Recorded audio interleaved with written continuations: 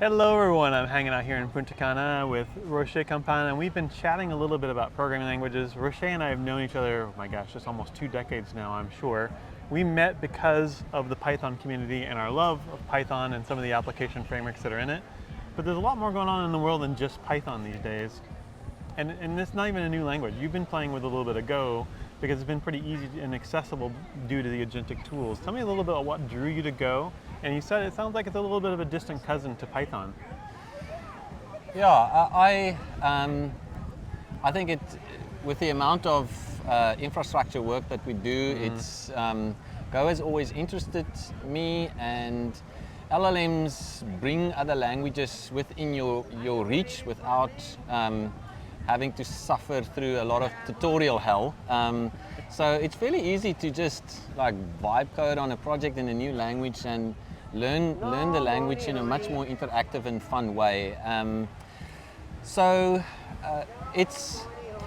Go is not alone in the systems programming world. I've done some C, and there's obviously Rust, which has become incredibly popular. Incredibly popular.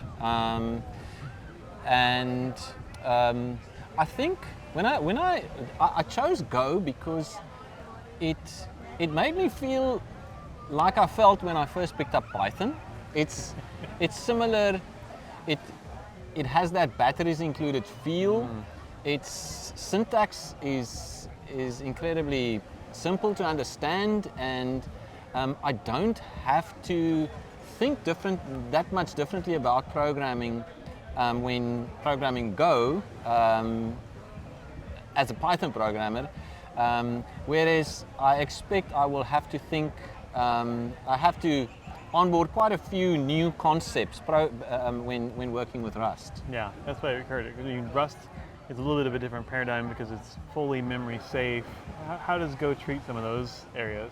Is there a memory safety? You're still garbage collecting? Are you pointer counting? What's different in Go? No, I mean you get absolute you get like Python. You get like Python. You get the same memory safety for free.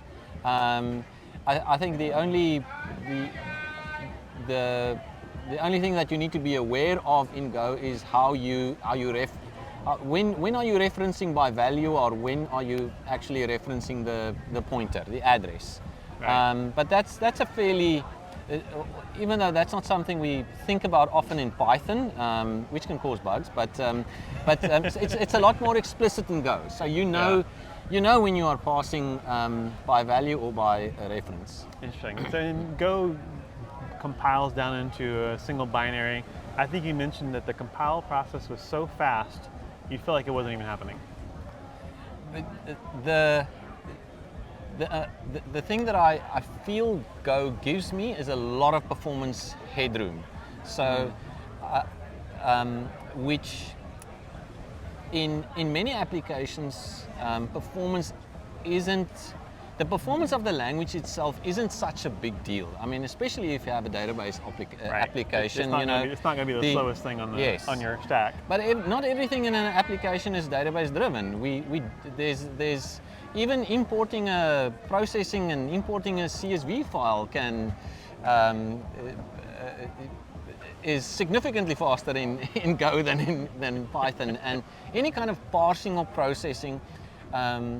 That's where that performance headroom really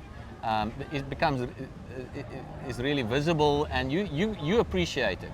So the compile in Python, we have real-time compilation and runtime compilation and reload. Yeah. We take that for granted. Right. So when it comes to a compiled language, you realize that this is something that might cause friction in your development workflow, but in the few experiments I was working on, it's been a non-issue.